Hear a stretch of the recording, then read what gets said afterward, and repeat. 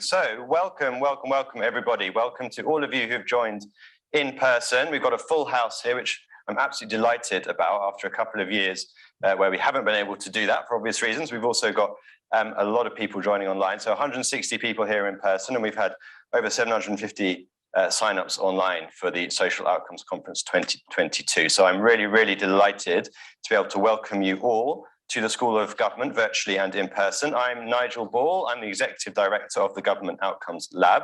We are the hosts of the conference, now in its 6th edition, I would say, in this incarnation, but builds on a prior conference that's been going for 8 years. We discussed and decided in the break with a few colleagues who've been around this world for quite some time. First of all, I just want to tell you a little bit about the GoLab and about the conference. So the Government Outcomes Lab, we were set up in 2016 as a partnership with the UK government, and we're now in our 6th year. We're fully independently funded by the UK government, Economic and Social Research Council, Children's Investment Fund Foundation, and others. And our job is to investigate how the government works across sectors, so with the private sector and civil society, to improve social outcomes. That's what we do, that's what we research, but we also are very engaged, and we work a lot alongside practitioners and policymakers to really understand what they need to know, what questions they need answering, and when we've got insights from our own research or the research of others, we work very hard to get those insights into the hands of those decision makers. And that's very much the spirit and ethos of the school, as I will pass on to my colleague Naira to talk about in a moment, is also the ethos of this conference. So we've got a mix of practitioners, policymakers, academics in the audience. That's quite unusual, and it's really quite special. So make the most of it. Please do cross that valley, as this illustration shows. We are the bridge. So please do interact with each other and learn as much as you can from each other. That's very much the spirit of the Social Outcomes Conference. Okay. I'm going to introduce our team next, the Government Outcomes Lab team. There are 22 of us. Please can you all stand up and give big beaming smiles to the room and to the people online. Excellent.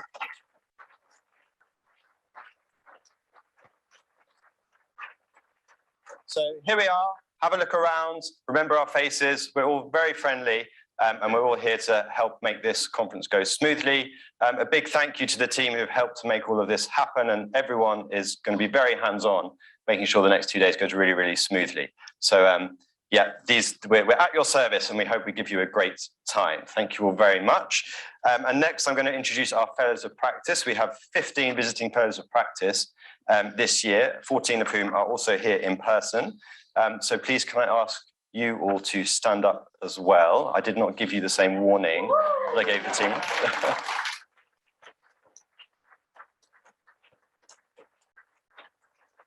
Yeah, thank you all very much. So great to have our visiting Fellows of Practice here as well. Do have a chat with them too, if you can. Okay.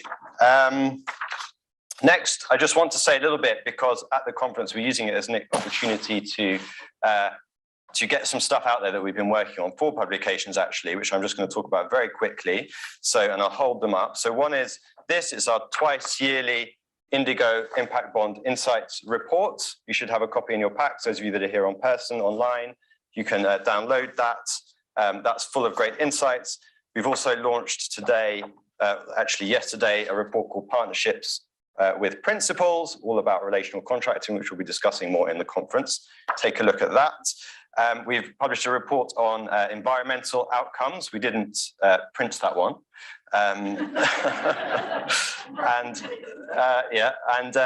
And also we are launching a new online tool today, actually, called Sirocco, which is a systematic review of outcomes contracts from all over the world. We will be cutting the ribbon on that tomorrow. But if you want a sneak peek in the meantime, then go and see my colleagues at the Indigo stand in the forum, and they'll give you a little sneak peek of that, which has it basically compiles evidence from all over the world in a systematic way on outcomes contracting, and it's full of great insights. So more about that tomorrow. Okay, our program. I think, obviously, I'm slightly biased, but I think this is our best program yet.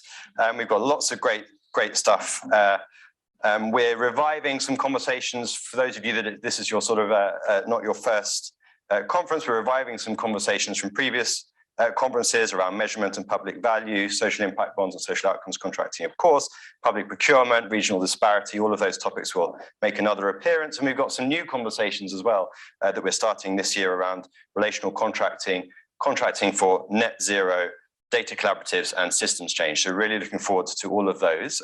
Please do have a good look at the program online. Everything you need to know is in there, including, for those of you online, the Zoom links. We really do encourage you to use the conference and the learning in your day-to-day work. So please go away from the conference on Friday afternoon with an action plan and an action list. You know, we're here to make change. We really do believe in impact at the Government Outcomes Lab and at the School of Government here in Oxford. So we would really strongly encourage you to have that view and approach to the conference. We have 115 speakers from 22 countries. You can see who they are online. And we would like to know a little bit more about our audience here in the room today and the audience online. So, sorry, just go back one slide. I'll just talk through that. So you can see in this beautiful chart, we've got a really wide array of speakers in terms of the sectors that they're from.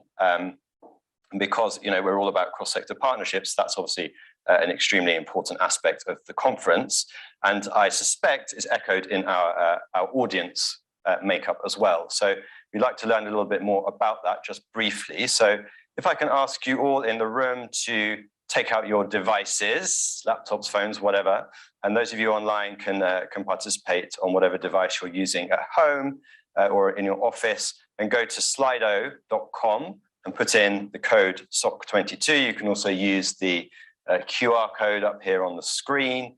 And once you get there, answer a few questions about yourself and why you're here. And we can all get a good idea of who's in the audience today. So I'll just give you, excuse me, I'll just give you a minute or two to work through those questions, all of you. And then we can have a good insight into who's in the audience, which I think will be great for us all to know.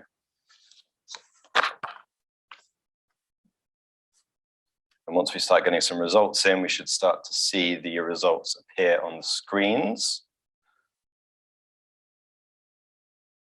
If it all goes smoothly, okay.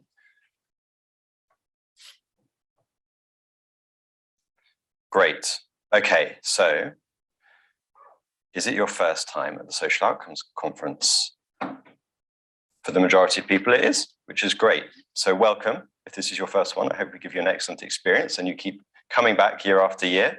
As you can see, quite a large proportion of people have come back for not the first time. So lovely to have you back. Thank you very much. Let's have a look at the next question. Where are you joining from? Quite a lot of people joining from London. I hope the trains worked out well from you. That line tends to be a little bit temperamental at times. But as you can see, representatives from all over the globe, and we're very proud of our global reach at the school and within the Government Outcomes Lab. So thank you all very much for joining us from all over the world, particularly as I know that the time zones can make some of the timings quite unfriendly. So we've done our best to accommodate time zones all across the world, but sometimes it is difficult. So thank you if this is very early in the morning for you or indeed very late at night. And then I think we had one or two more questions. Yet your sector, so we could see there was a big diversity in the speakers and there is in the audience as well. So that's really great. We can all learn from each other across sectoral boundaries. And then finally, we'll just see if we've got any nice comments here. What are people most looking forward to? Networking. Yes, we can do it again. Brilliant. We're here in person and we can actually meet each other. So do make the most of that. We've given nice, generous, long breaks. Those of you in person to chat and those of you at home to, you know, get some lunch or coffee and recharge. Okay, scintillating conversation. I hope we can promise that. All right, just some practical points. It's a hybrid conference. I think you all know that. Please, if you're on Zoom, introduce yourself, put your name and organization into your Zoom name. If you're in the room, please join the chat on Zoom. Please also use Twitter, use LinkedIn. Let's get the conversation going online as well. And yeah, please do participate. We'll be taking questions from the room. We'll be taking questions from Zoom as well.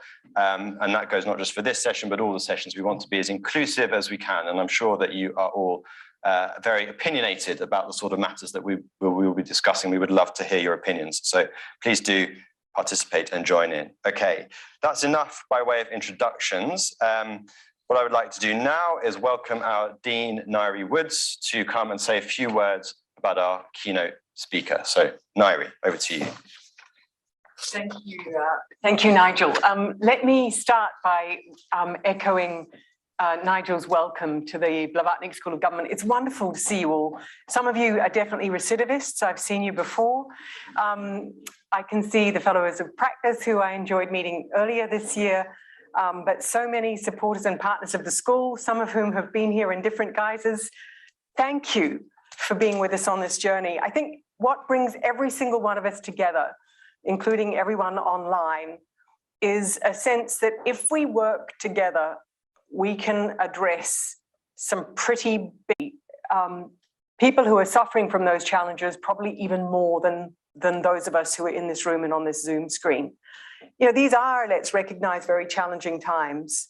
The financial crisis of over a decade ago in some countries, in some of your countries, led to some pretty swingeing cuts, which made people less resilient.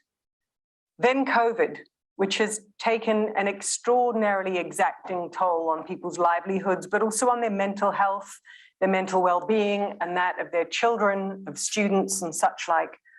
And now, of course, the kind of fuel and energy crisis and the insecurity caused by Russia's invasion of Ukraine, which has, for so many people in this country, sitting in the United Kingdom, but also in other countries, feels like the very last straw for so many families who it's literally pushing over the brink. So we all know that.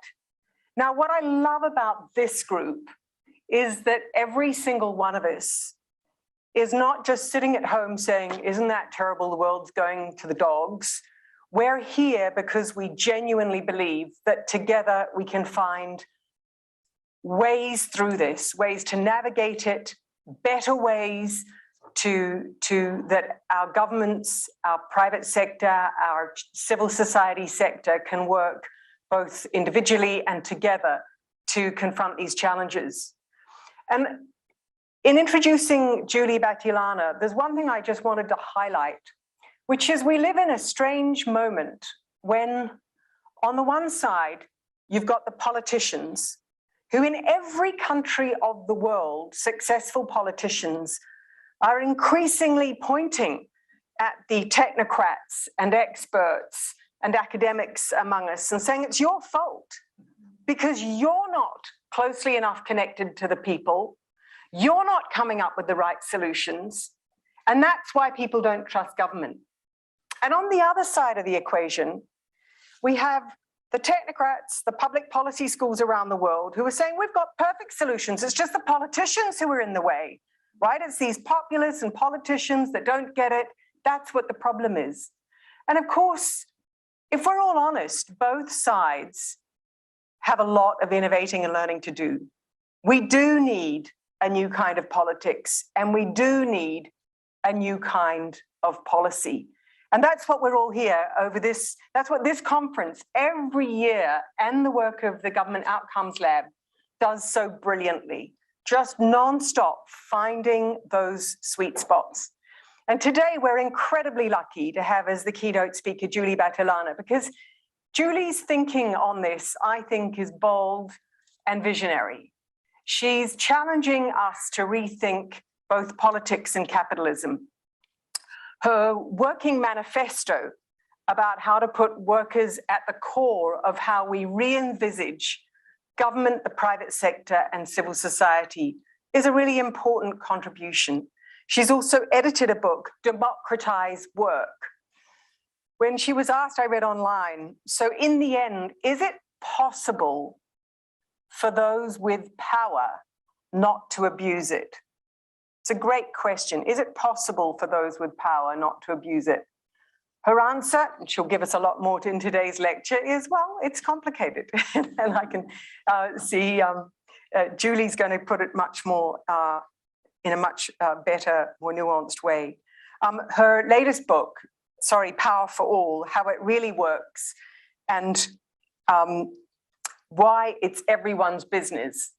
And it's that book which is really asking this question about power. And I think that's important for every single one of us in thinking not just about the powerful as somebody else, but thinking about the power that we each have in those partnerships that we're part of, in respect of the front line that we're trying to serve, and how those that we're working with are exercising their power. So it's a really fundamental debate as we seek to find partnerships that work.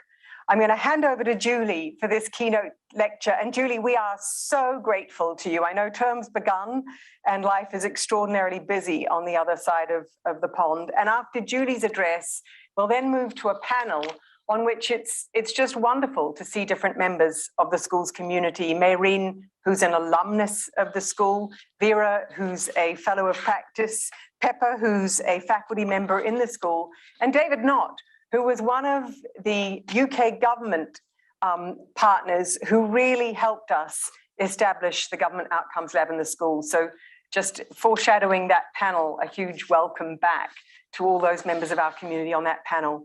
But will you join me in welcoming with great applause the wonderful, bold, visionary thinker, Julie Battilana, to give the keynote for this conference. Thank you so much. Thank you so much, Ingrid, for this very warm welcome. I am delighted to be with you all today. I should say good morning, good evening, good afternoon. I know we have people joining from across the world, and I know it's an incredibly busy time for everyone. So I'm very grateful you're taking the time to be here, and I'm very grateful that I got this invitation to join you for this very special conference. So let me share my screen, and hopefully you're able to see the screen now and you can hear me and see me well. And so before I tell you a bit more about what I'd like us to talk about today, I have to share with you some good news and some bad news. That's what I'd like to say. And I'm going to start with the bad news and then I'll turn to the good news. The bad news is that although some of you may now be secretly hoping that this French accent of mine is going to somehow disappear, or who knows, at least miraculously weaken over the course of the next 45 minutes or so, I have to report that it looks like the French accent is here to stay. I moved from Paris to Boston more than 16 years ago now when I joined the faculty at Harvard, and here we are 16 years later, in fact, more than 16 years later, stuck with the same French accent. Now, the good news is that we're going to talk today together about power and the politics of change. And I spent the past 20 years doing research on, teaching on, and advising change makers on this precise issue, power and the politics of change in organizations and in society. And this is what I hope we can discuss together today. Now, why do I believe it is so critical that we talk about power? Well, I'm going to echo what we were just discussing all together. This relates to the multidimensional crisis that we've all been experiencing and that we all experience. We were just talking about the pandemic. Indeed, over the past 3 years, we faced a tragic health crisis related to the pandemic. But as we all know, this is not the only crisis we're facing. We've also been facing, and we continue to face, a social and economic crisis of inequality, and that crisis is affecting some parts of the population more than others. And on top of this crisis, we've also been experiencing, and we continue to experience, an environmental crisis that has now been ongoing for a long time. And we have all the data showing that we've now entered a red zone, a very dangerous zone for all the species on this planet, including ours, and for the planet itself. In addition, we've also been experiencing, and we're still experiencing, a political crisis. It is the 16th year in a row that democracy has been declining across the world. It is estimated that only 20% of the world population lives in completely free countries. Right? And we have daily reminders of how fragile democracies are. We can think about what happened in the United States in January of last year on the Capitol. We can think obviously about the terrible situation with the Russian invasion of Ukraine at the moment. We're getting those daily reminders of how fragile democracies are. We're all deeply aware of this multidimensional crisis, and I know it. And what I think is bringing us together today is the acute awareness of this multidimensional crisis and the acute awareness of the need to engage in system change. If we want to reduce inequalities, to enhance democracy, to protect the planet, we need to transform our social, economic, and political systems. And again, That's why I'm so excited to be joining everyone today as part of this conversation, because I know this is at the core of the work that you all do. And importantly, I think that what's bringing this group together is also the acute awareness of the fact that if we want to make this kind of change happen, we're going to need to work across sectors, across the private and public sector, not-for-profit sector, social enterprise sector, academia, practitioners. We need to bring everyone around the table to work together to help solve the problems, the social, environmental, economic problems of our time. Now, the thing, though, is that if we want to be able to make anything happen, there's one critical ingredient we're all going to need in the kind of cross-sector work that we have to do. What is this ingredient? It is power. Why am I saying that power is ultimately needed? Because if we want to implement any kind of change, we need the energy to make the change happen. And this is precisely what power is. Power is the ability to influence other people's behavior. Now, that's a definition of power, but that's not an explanation. The real next question then becomes, okay, but then where does power come from? And so this is the question I've asked many people over the past 20 years, thousands of people across industries, across the world, people of all ages, with very different profiles, very different paths to and through power. Some people highly educated, some people who never had a chance to go to school, but who've been having this incredible impact in their communities. And I have to tell you that as I've been asking this question over time, I've come to worry a lot about the answers I've been getting to that question. And why is it that I've come to worry a lot? Because I came to realize that we tend to have deep misconceptions in mind about power that prevent us from understanding power for what it is. And these misconceptions have very serious implications for all of us.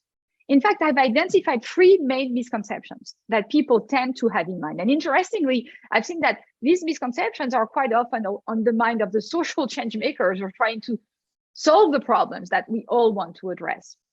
What's the first misconception? The first misconception is this idea that somehow power would be a possession.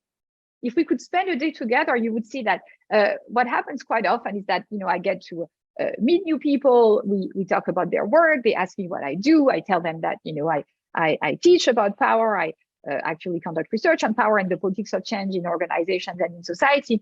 And then what they very often ask me is the following. They say something like, can you please give me the list? And I was initially puzzled early on when people were asking me about the list of what? And I got to understand that what people actually want is the list of personal characteristics that make people powerful. And they're sort of thinking, just give me the list. Powerful people seem to have some commonalities. It's probably about who they are as individuals. I need the list, and then I'll know if I have a chance to be powerful, or if I'll maybe be one of these people who will never ever be powerful, but at least I'll know. The second misconception that people have in mind about power is this idea that somehow power would be only for the people at the top, that it would be only for the CEOs, the top executives, the prime ministers, the presidents, the generals, and so on. And the third misconception about power that's probably the most widespread is the idea that power is dirty. Now, you put all 3 of these misconceptions together, and then you get to understand what I hear all the time from people, which is something like, you know what, Julie, I don't think I have the personal characteristics. And anyway, I'm not one of these people at the top, but good for me. Why? Because at least I'm not getting my hands dirty. Now, I've come to worry a lot about these misconceptions because they have very serious implications for all of us individually and collectively. If we individually do not understand power, then what happens is that we're not able to have the impact we want to have. And what I've seen in my work, my research, my teaching, my advising is that what we human beings tend to have in common is that we want to have impact. And when people want to have impact, but they're not able to have the impact they want to have, they get frustrated. And that's when they very often turn their back away from power and leave it to others to decide for them. And this is when we really then get in trouble collectively, because if we collectively do not understand power, then how can we possibly get organized to identify, to prevent, to stop power abuses when they emerge? And as we all know, these power abuses threaten our freedoms and our well-being. Again, it is the 16th year in a row that democracy has been declining across the globe. Now, this is all very worrisome, but there is good news. And I'm saying that there is good news because what I've seen in my research and in my work with practitioners is that when people understand power dynamics, they become more effective change makers, they become more effective leaders.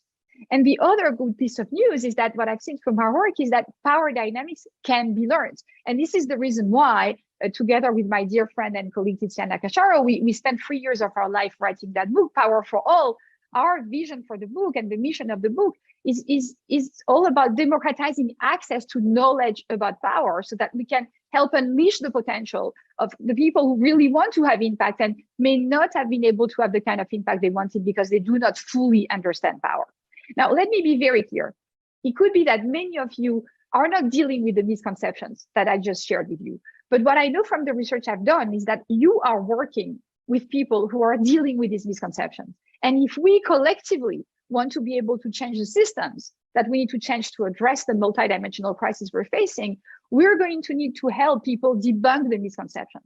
So the idea is the following. If you're dealing with these misconceptions, I now want to equip you with tools that will help you debunk the misconceptions. And if you're not dealing with them, I want to equip you with tools so that you can help others debunk the misconceptions so that they can become more effective change makers as far as the collective movements for change that we're all involved in. So how do we debunk the misconception? Well, we have to become aware of the fundamentals of power. And I'm about to make a big statement. I'll say that the fundamentals of power that I'm going to share with you now were the same thousands of years ago when human beings were getting organized to live together on this planet. And I'll be ready to sign a document now saying that they will remain the same for as long as there will be human beings on this planet, assuming that we get our act together and we actually save our planet. So what are the fundamentals? Where does power come from? Here we go. Power resides in control over access to valued resources. So this is simple and yet critically important. So just bear with me. What does it mean? It means that I have power over you if I control access to resources that you need and want. But in the meantime, you have power over me if you control access to resources that I need and want, right? So let me give you a very simple example. It could be that Nigel actually controls access to a budget that I desperately need to be able to organize the next conference that I'm responsible for. And if so, Nigel certainly has some power over me, right? Now, in the meantime, it could be that I'm connected to one of the world experts in the field that's tightly connected to the research that Nigel is conducting. And if I happen to be one of the very few people, or maybe the only person Nigel knows who's connected to that person, I also have some power over Nigel. So once we understand the fundamentals of power, we get to understand that power fluctuates, right? It could be that I do not have much power today in my relationship with Nigel, but it doesn't mean it will stay the same for the rest of eternity. And in fact, I like to illustrate that with one example. In the process of writing that book, Power for All, Tiziana and I relied on our own research and relied on research across fields of social sciences. And we also interviewed more than 100 people across the world with very different paths to and through power. And we are in the book using some of their examples to give life to the finding of our research and other people's research. And one of these people who I'd like you to meet is Nezuma Njube. I vividly remember the first time I met Nezuma and I interviewed her. Nezuma lives in rural Tanzania in a remote area. And when we first talked, she explained to me that her dream growing up was to become a doctor or a teacher, but then she explained she never had the opportunity to go to school. And then at some point I asked Nezuma about her power. And when I asked her about her power, she looked at me, she paused and she said, but Julie, for the longest time in my life, I felt quite powerless. And she paused again and she said, and you know what, I think it's not only that I felt quite powerless, I was quite objectively quite powerless. She explained that most of the decisions in the village were made by the powerful members of the village council. And she said to me, you know, she was not a member of that council and she couldn't remember a time when a woman had been a member of that council. Now, in 2016, Nezuma's life radically changed. She went from feeling, and as she said, quite objectively being quite powerless, to becoming one of the most powerful members of her community. Now, how is this possible? What happened in 2016 is that she crossed the path of an international NGO called Barefoot College. Some of you may know of Barefoot College. Barefoot College has developed a truly innovative program that enables women across the global south to become solar engineers through learning by doing and peer-to-peer learning. And so representatives of Barefoot College came to Nezuma's community in 2016. They explained that they needed someone who would volunteer to come and study with them to become a solar engineer. The person would have to relocate to the city for 5 months. And after those 5 months, if the person completed the program, the person would come back to the community with all the necessary equipment to electrify the community. At that point, the members of the village council strongly encouraged the villagers to raise their hand. That's when men raised their hand. And that's when the members of Barefoot College explained that it would have to be a woman. And that's when Nezuma raised her hand. Initially, her husband didn't want to let her go. And so the members of Barefoot College worked together with the members of the village council to convince him to let her go. She went to the city, she studied for 5 months, she completed the program, and she came back to electrify the community. And that's what she did. So when Nezuma came back, she didn't only literally bring power to the community. In doing that, she became one of the most powerful members of that community. Why? Because she now controlled access to one of the most valued resources that everyone needed and wanted, namely electricity, right? So what we see here is that, again, power fluctuates. And importantly, we human beings, yes, value a number of tangible resources, and yes, we value money. I gave the example of the budget, and yes, we value access to important critical resources like electricity. But what I want to insist on is that we also value psychological resources, and we talk about that extensively in the 3rd chapter of the book. We value things like affiliation, like morality, like status, achievement, autonomy, right? And those can also be important sources of power. Now that we have a good understanding of the fundamentals of power and the different kinds of resources that we may value across different situations, we can officially debunk the fallacies. Power is not a possession, right? Now, it's very clear that power is always relative. Think about Nezuma. Nezuma didn't have much power. She learned a critical skill. She became a solar engineer, and that gave her a great deal of power in her community. Now, if Nezuma had lived in an urban area that was already electrified, she could have become a solar engineer. It wouldn't have given her as much power. Now, the other critical thing is that, no, power is not only for the people at the top. Think about it. Nezuma came back. She was not a member of the village council, and yet she became one of the most powerful members of the community.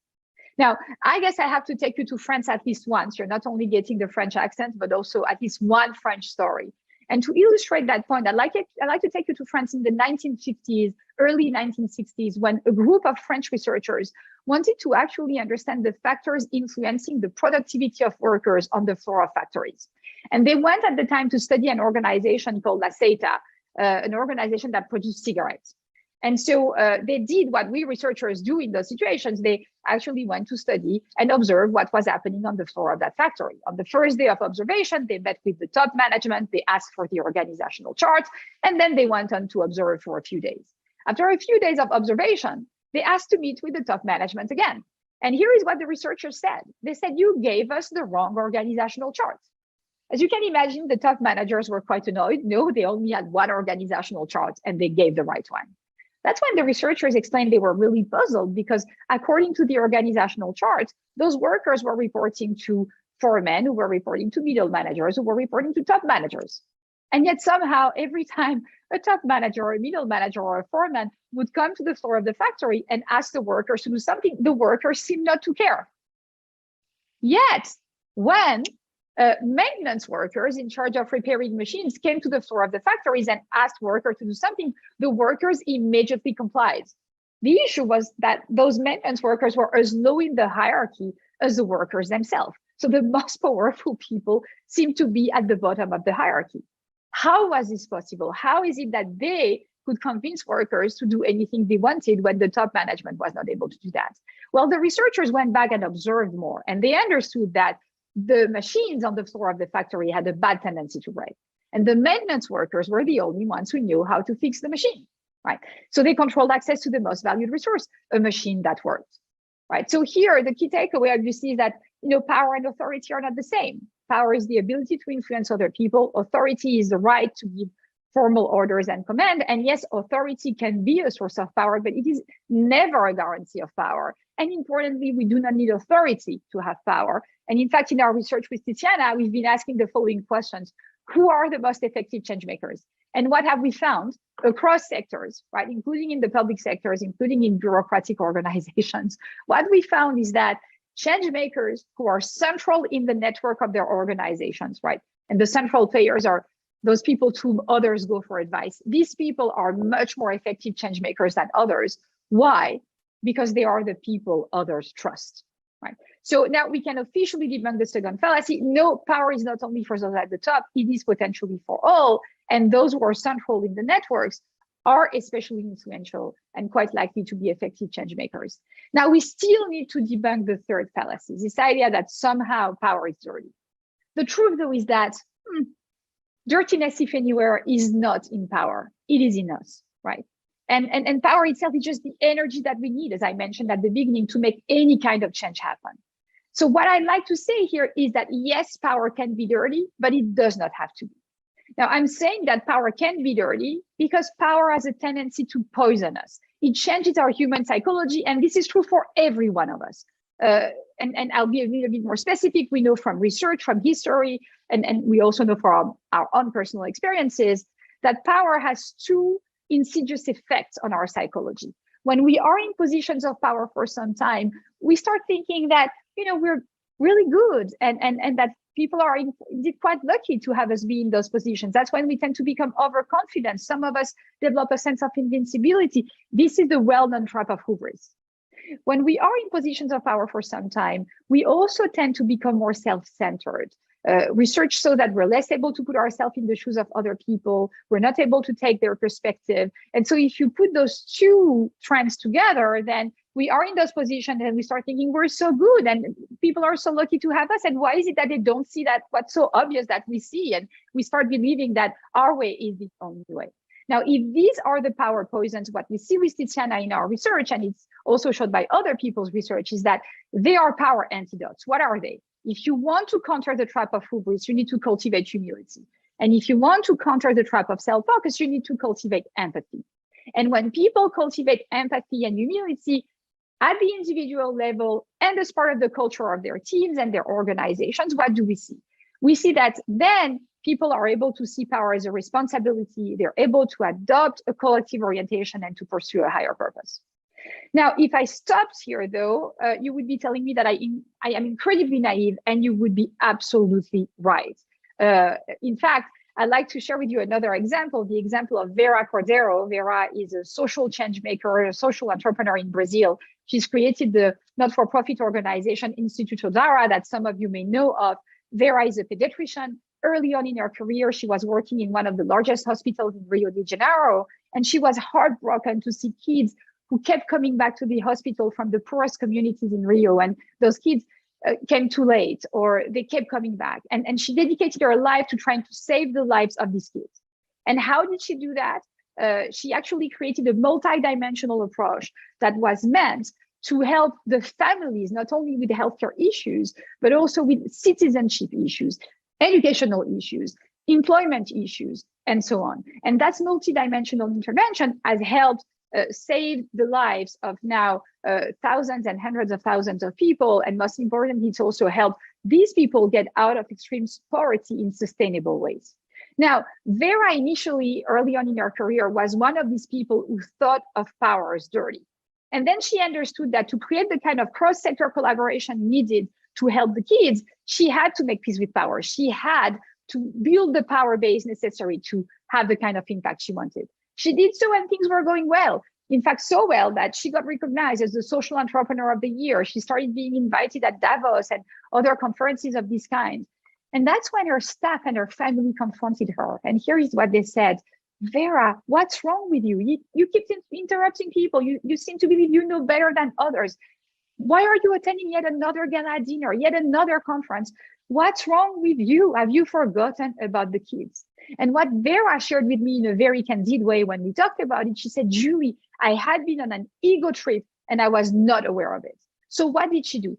She doubled down on humility and empathy, in her case, through practicing actually meditation. But importantly, she didn't stop there. And that's why I'm saying, it'd be incredibly naive to stop there. She revisited the processes and systems on her teams in her organization to ensure that there were structures of power sharing and structures of accountability for those in power in place. One example, she decided that the weekly meeting she was running with her team would be run differently. Instead of being the first one to talk, deciding on the agenda, interrupting people, it was decided that she would be the last one to talk.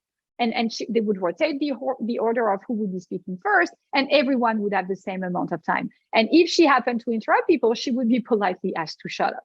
Now, I want to insist on the importance here of these checks on power, and insist on the importance of power sharing and accountability, holding those in power accountable. This is critical at the team level. We saw that with Vera. This is critical in society and in organizations. And when I talk about power sharing and accountability in organizations, I'm saying they're critical because obviously they are core principles that are central to democracy, right? We need to ensure power sharing and accountability to preserve and enhance democracies. But I'd like to also draw your attention to the necessity for us to think about power sharing and accountability within our own organizations. What we have to do is create more equitable and sustainable organizations. And I would say that two critical changes are needed within companies, and I study them in my research on hybrid organizations. Power sharing by democratizing firms and making them more inclusive, and then critically holding those in power accountable, not only for the financial performance of their organizations and companies, but also for the social and environmental impacts of the companies, right? Now that we've officially debunked the fallacies, what is it that we can do? Well, we have a better understanding of power, how it works, what it takes to keep it in check, right? We can also map the political landscape. In any situation, there are only two questions we need to ask, right? What do people value, and who controls access to the valued resources? And then importantly, what we can also do now is better assess our own sources of power, that those are the channels through which we can access the valued resources that we need to have the kind of impact that we want to have across the different sectors, environments in which we evolve. Now, a question remains though, and it is a critical one, and I'm sure it's on your minds, right? If power is not a possession, if it is not only for the people at the top, why does it steadily accrue to some groups while continuingly to elude others, right? Why is it that we have this group of people who seem to be having access to resources and to have an enhanced access, while others are not able to have access to resources by virtue of the color of their skin, their gender, and so on? Well, this is because power is sticky. Relationships, obviously, as we all know, do not happen in a vacuum, right? Societies and organizations are shaped by power hierarchies. And what I mean by a power hierarchy is an accepted order of who commands more versus less power in a given society or organization. And in chapter 5 of the book, we detail how these power hierarchies get created and how they reproduce themselves. But what I want to insist on here is that yes, power is sticky, absolutely, because once it's distributed a certain way over time, the resulting hierarchy acquires a patina of legitimacy through the stories we tell, through the laws we come up with, right? But the important thing here is also to insist on the fact that sticky is not the same as stuck, right? And this is leading me to go back to a theme that I started discussing early on in this presentation, which is the power of collective action. We may not have all the sources of power that we need to have the kind of impact that we aspire to when it comes to trying to address the system issues that we've identified and that bring us together today as part of this conference. But again, by joining forces collectively, we can significantly expand the pool of resources that we have access to, especially if we work across sectors to try and solve the issues that are at stake. So this is obviously the power of collective action. Now, let me say a few more words about collective action. Together, we can absolutely create a fairer, more democratic, and greener society. Now, let's not be naive again. There continue to be massive power imbalances. This is where we started with this presentation, acknowledging the inequalities and the crisis of inequalities that we've been facing and that we continue to face. Now, that being said, what we've learned from history is that what human beings have created, human beings can change together. But there's one last point I'd like to emphasize, which is that agitation, yes, is critical to make change happen, but agitation alone is not enough to make change happen. What we also need is to innovate and orchestrate, right? Think about the Occupy Wall Street movement. What a great deal of highly needed agitation at the time, right? And yet somehow the movement died. At the time, there was no real set of innovations that people could rally behind and say, let's implement these critical changes. Here is what the alternative could be. So what I see in my research is that what collective movements for change need to succeed is agitation, innovation, and orchestration. So we need agitators, innovators, and orchestrators. The agitators are the ones who actually speak out against the status quo. They raise public awareness of the problem. Think about the young climate activists, right, behind Greta Thunberg. Those are great examples of agitators. But agitation alone is not enough, as they know, in fact. You also need the innovators. The innovators are the ones who develop the actionable solutions to address the grievances identified by the agitators. These innovators can be policymakers. They can be researchers, right? They can come from the tech world. They can come from the social impact world. A lot of the social innovators that have the great privilege are to be working with play a critical role in coming up with those alternatives, with the vision of what could happen and how we could get organized differently. But agitation without innovation is a set of complaints without a way forward. But in the same way, innovation without orchestration is a set of potentially great ideas, but without impact. So we also need the orchestrators. The orchestrators are the ones who enable coordination across all the different parties involved to put in place the changes that need to be implemented at scale. And obviously the challenge for a lot of those orchestrators today, and I know many of you in the room are also orchestrators, the challenge is that the orchestration must happen across sectors in which people speak different languages. And so we have to learn to build the necessary bridges to make this orchestration happen. Now, to conclude, I hope you now understand better why Tiziana and I decided to entitle our book Power for All. This is because we think that power can, and in fact, I would go as far as saying that it must be for all. Why? Because everyone can grasp the inner workings of power. It's just about understanding those fundamentals of power and helping people understand these fundamentals of power. The other critical thing is that once people understand the fundamentals of power, then they can start thinking about what they can do to gain a measure of power. And they may not be able to do much just by themselves, but again, collectively, there's so much we can achieve to change the existing structures of power in a given sector of society, more broadly in society. And then I would say critically, we must understand, build, and use our power individually and collectively as citizens. I'm going to go back where we started. Again, it's the 16th year in a row democracy has been declining across the globe. And if we want to help preserve, save, enhance democracy, it's going to take for all of us citizens to be part of it and for all of us to critically understand power and how important it is to get organized so that we can all together keep power in check. Thank you so much. I'll end by saying that, if you are interested in learning more, on the website of the book, we created a series of tests and quizzes that people can take to better understand their relationship to power. And I also worked with the Harvard Business Online to create a new course, Power and Influence for Positive Impact. And we created the first scholarship of this kind at Harvard University. I'm very happy to report that if you know of social change makers who would benefit from that content, they can apply to get a full scholarship funded by the Social Innovation and Change Initiative that I created, so that they don't have to pay to have access to that information that we need social change makers to have access to. Enough from me. Thank you so much for listening. Looking forward to your questions.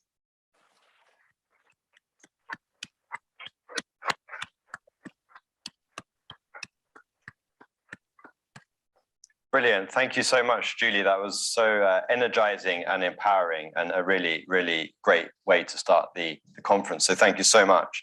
I'm going to take some questions from the room and from the Zoom chat in a moment. I'm sure you've all got lots of questions, but just to get things going, I've got a question for you, Julie, which I think is probably relevant to most of the people in the room, which is about the power of government. So, we're in a school of government.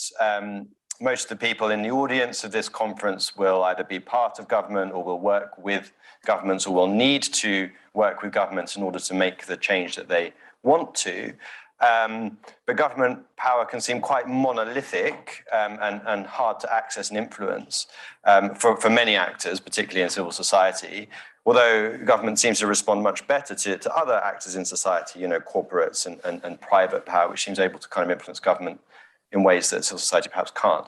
So very practically, if I'm a change maker working within or outside of government, but needing to kind of involve government as a stakeholder in what I'm trying to do, what should I do? How do I kind of overcome some of those very sort of sticky power structures that exists. What kind of practically should I do next to kind of move forward and get a partnership and a collaboration going in the way that you said at the start is fundamental to overcoming this multidimensional crisis that we're facing? Yeah, no, thank you. It's a critical question, and I know a very difficult one. So you're right to say that the existing structures of power are sticky. You were referring to lobbying and the power of lobbyists. Yes, absolutely. You're right to say that if you compare the power of some of the lobbyists, and especially the most influential ones, to the power of civil society, again, it would be naive to say, oh, everything is fine. The situation is under control. Citizens actually have more power. Well, no, that's not the reality of the situation. So we're clear about the problems at the moment. The question is then how, again, do we preserve and enhance democracy? And to me, this is where it goes back to, at the individual level, helping people understand power so that they can understand how critically important it is for them as citizens to be part of that ongoing conversation in terms of what's the role of the government and what's my role as a citizen. And so we need to educate people. And I'd go as far as saying we need to educate kids. Isn't it interesting that, if you think about it, I just can talk about what's happening in the United States at the moment. My kids are going to school and they're getting great classes related to well-being and how to manage stress. And this is important. But I think we should be getting more in terms of civic education. We are already getting some excellent content and classes, but we need to, I think, offer that content earlier to young citizens so that they can make it part of their daily routine and understand the role they have to play. Because we need a strong civil society to hold the government accountable, right? So it starts very early, and at the individual level, there's a lot that needs to happen. That can only happen if we educate people. Now, let's move forward to what can we do now today as we think about ourselves as change makers. Well, this is where we have to also be thinking strategically about how can we join forces as part of collective movements. And I realize it's complicated to create and sustain those collective movements, but it is critical that we create and sustain them. And as we create and sustain them, we also have to make sure that we think strategically as part of those movements. Again, what is it that people value? And if we sort of just think that, hey, we have the solution and we actually proved it and it's being implemented on the side on a small scale, and let's turn to the government and convince them that that should happen because we have the results. Well, depending on what's valued by different members of the organizations, the public ones that have to decide, we may or may not be able to push using that argument. Let's be more strategic in terms of how we frame things, how we actually collaborate with them. It takes for us to understand what is it that they value so that we find the right path to make the changes happen. Now, I also want to be very, very careful here. I work with a lot of social change makers who are very fortunate to be pushing for change as part of democratic systems. And I work with a lot of social change makers who are trying to change dictatorial regimes. And this is fundamentally different. And I have to say that in those situations, everything I just described, though, would be the equivalent of, but then what's at stake is putting your life on the line and the lives of your loved ones. And those are incredibly difficult situations and complicated things to do. So I also want to be mindful of the fact that when it comes to the government and how to find the pressure points, depending on the kind of regime, from completely democratic to dictatorial, the approaches would be different. And the implications in terms of collective action and what it takes would also be very different for the people involved. Yeah, indeed. Brilliant. Thank you, Julie. Okay, we've got a few more minutes to take some questions from the floor or from the online chat. So we've got one question here in the room. Okay, we'll go to you, sir, and then I'll see if there's any questions online. So please just speak. The microphones will pick you up. Thank you very much. Julie, thank you very much for your presentation. That was a fascinating presentation. I really want to leave now to Blackwells to get your book by the end of the day. My question is the following. In societies, as in democracies, there is more than one valuable resource. And hence, there is more than one type of power interfacing in different settings. So what have you found in terms of these interfaces between these different types of power? Because as you put it, it's multi-dimensional on the one hand, and on the second hand, what have you found in terms of the tensions between authority and power, and how do these undermine or complement each other? Thank you.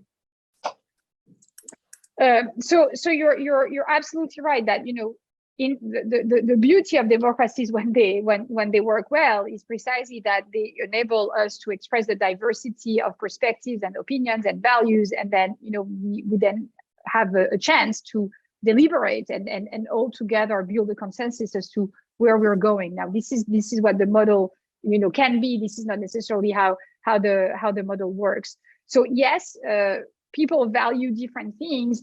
I'm tempted there to go to the fact that I think a critical question for us today, for our societies, is what is it that we will value tomorrow, and who will control access to the valued resources? The past few decades have been characterized by the dominance of neoliberalism. So what have we valued? Well, we've built a society in which success is actually associated with the amount of money that you accumulate. Right?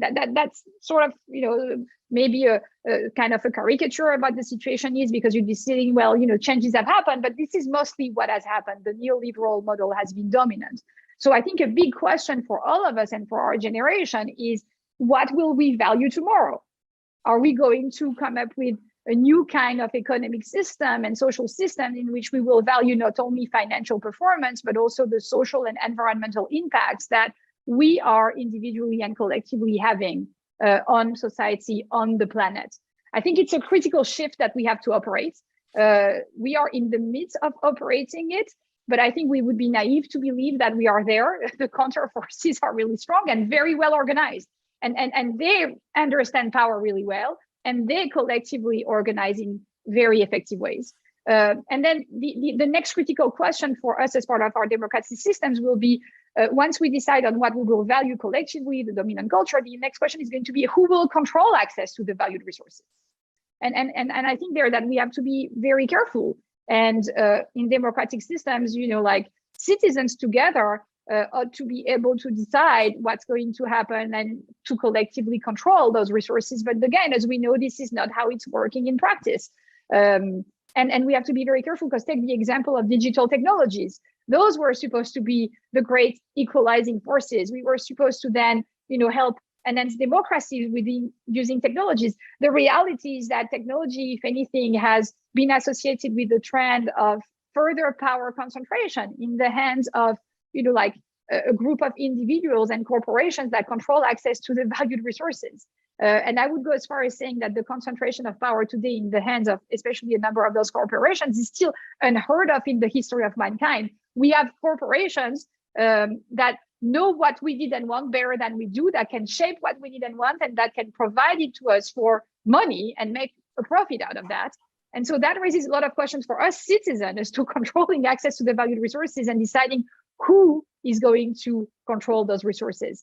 So again, yes, many different resources being valued. So as a result, you could be thinking different kinds of power, but the question is the same. What will we value? And then who will control those resources? And can we democratically discuss that and agree on that? Power and authority.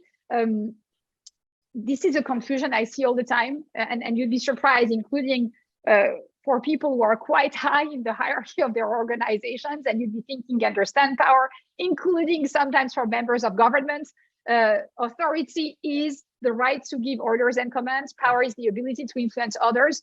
They are not the same. I have countless examples of very, very high level public officials, CEOs closing the door, coming to people like me and saying, I feel completely powerless. And that's because they do not control access to the resources people really value. And so the critical thing in those moments is to help people identify the central players, the people others trust, and see if you can work with them to help implement the necessary changes. Great, thank you. Okay, just briefly, because we need to go on to our panel shortly, there are a few questions coming through online. I can see them here actually, so I was just gonna pick up, or ask you to pick up, Julie, on the first two. So there's one about inclusivity in decision making, and the other one about how you get leaders to be humble and empathetic, which I think is a really good question. So I don't know if you could just very briefly talk to those two questions. Yeah, okay. Inclusivity in decision making. It's something that I care deeply about. In the book, in the last chapter, we give the example of Ellen Oshua. Ellen Oshua was the head of the Johnson Space Center at NASA. That's the center that trains astronauts in the United States. And when she became the head of the center, she wanted to make that center more innovative and more inclusive. And the reason why I want to talk about her briefly is because when she took over, she realized that implementing just one additional training about diversity wouldn't be enough. In fact, research shows that if you just organize just a diversity training, it can backfire because people are sort of thinking, oh, right now I'm bias free, so I can go ahead and be fully biased, kind of. And what she did is that she went further than that. What did she do? She actually reviewed all the processes and systems within the organization with the help of a committee representing people from across the organization and across levels of the organization. And they together identified how valued resources were distributed in the organization. And that helped them address the fundamental issue. Why is it that some people don't have access to valued resources? Well, go to how you recruit, go to how you promote, go to how you train people, and make sure that you have fair and equitable access to valued resources. But she didn't stop there. And that's why I like her example very much. She also understood that informal opportunities had to be studied. Let me give you an example. Michelle Obama is coming to the Johnson Space Center today. Who's giving her a tour? Oh, let's turn to Nigel. He's been doing it so well over the past 15 years. Well, then Nigel is the only one building the amazing network that it now has. So obviously, those informal opportunities also have to be distributed more fairly. So that's my way of saying that for diversity and inclusion, for people to have a seat at the table, we need to think about what are the valued resources and we need to redistribute them. This is a power issue, and it's maddening to me when we talk about it without talking about power. Now, I cannot stop there. I've been conducting research on the need to democratize firm, and I've studied attempts at democratizing firm. We also have to think about the power of workers. Do workers have a seat at the table? Are they represented on the boards of their organization? Are they able to participate in critical decisions that affect their lives? A number of organizations in Europe have operated that shift. I'm obviously thinking about co-determination in Germany, and it has to be something that we start thinking about in a more systematic way. Look at the Great Resignation in the United States. People want to have a say. They want to participate in the decisions. And my guess is that we're going to see more of that. And we researchers need to study those democratization processes in a more systematic way. How to make leaders more humble and more empathetic. So it starts obviously with the awareness of how critical it is. But listen, we also ourselves have to think about what do we value and who do we select? When we go and vote, when we decide on who's going to be a leader of an organization, we too often become victims of, some of the biases that we have. Like we turn to people who tell us, oh, here I am, I project a lot of strength and I'm going to protect you. And yes, in protecting you, I may actually take away some of your rights and freedoms, but trust me, I'm the kind of strong leader that you need. I mean, instead of using those criteria when we select people, we ought to be thinking about, wait, are they competent? Do they have the courage to break with the existing norms and power hierarchies to implement the changes that we need to see implement? And indeed, do they have a track record of empathy and humility? And then importantly, let's not be naive. How can we let people lead organizations for more than 10, 15, 20 years? Like we need to rotate who's leading a government. Obviously, we need to rotate who's being elected to a certain position, because if people stay in power for many, many years, they will end up abusing that power. And it's the same when it comes, I think about people at the helm of our corporations, our organizations. These rotations in power are healthy. We need to make sure that people are not going to abuse their power. And that's the kind of check on power that we ought to pay much more attention to. Now, again, very complicated issue. Again, we cannot be naive. And that's why I'm going back to the checks on power, because we cannot believe that for people to think that they are practicing humility and empathy is enough. Yes, we should push people to do that. Yes, we need to discuss that with our kids early on. We need to educate them. But then we need to be very careful and we need to preserve and enhance the checks on power. Brilliant. Great. Okay. Well, thank you ever so much, Julie. I know you now need to leave because you have a class to teach. Obviously, as Nari pointed out, the term has started in the US already. So thank you for making this time within your schedule to talk to us. And just before I invite our panel, can we just thank Julie one more time before she leaves? Thank you again so much. I'm so sorry I have to go teach, but I will make sure to listen to the recording later today. I know that the recording will be made available. So thank you again so much, and I look forward to keeping in touch, and have a great rest of the conference. Take good care.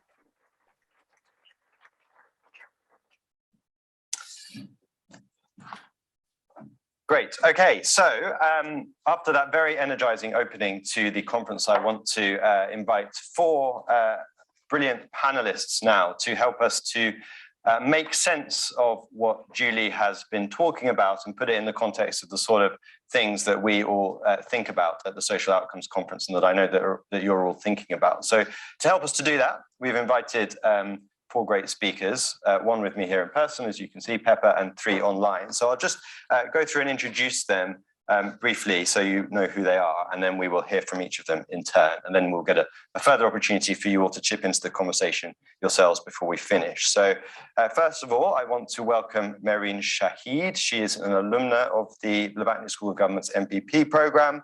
She's now the chief executive and founder of an NGO called Safe Delivery, Safe Mother in Pakistan, providing maternal and reproductive healthcare for remote communities in that country.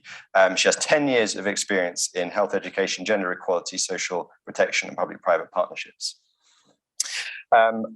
Next, we have Vera Montero, who's a visiting fellow of practice at the school under the Lehman Foundation program. Here, she is both a researcher and a practicing lawyer, who has done a lot of work on public contracts and public-private partnerships, so has plenty of expertise to bring to the panel today.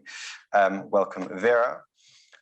Next, I would like to invite David Knott, who is the Chief Executive of the National Lottery Community Fund, which, for those of you who don't know, is one of our biggest donors here in the UK.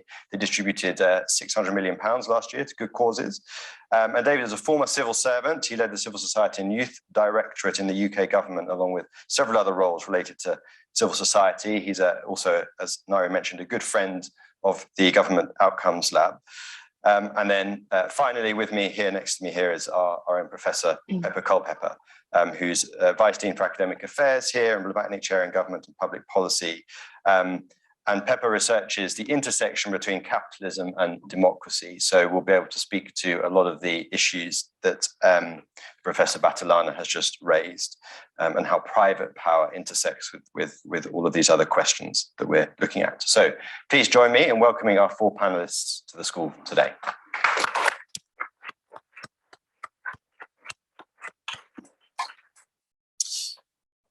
Okay, so first of all, I would like to go to you, Mehreen.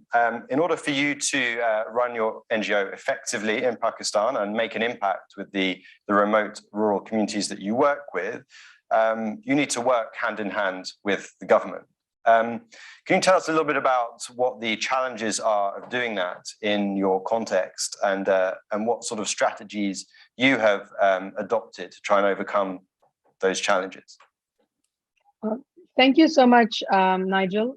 Before I start, it's always great to be back at the school. A big hello to Nairi and all the students who are currently at the school. So I think the conversation and the discussion with Julie was very interesting, and it plays very closely to the work that I'm doing here in the field. And I feel there are a couple of aspects that we need to look at when we look at this question, because it's quite multifaceted and it's a bit complex. So the first thing that we need to consider and look at in terms of the challenges is that sometimes the outcomes or the goals of government do not entirely align with civil society.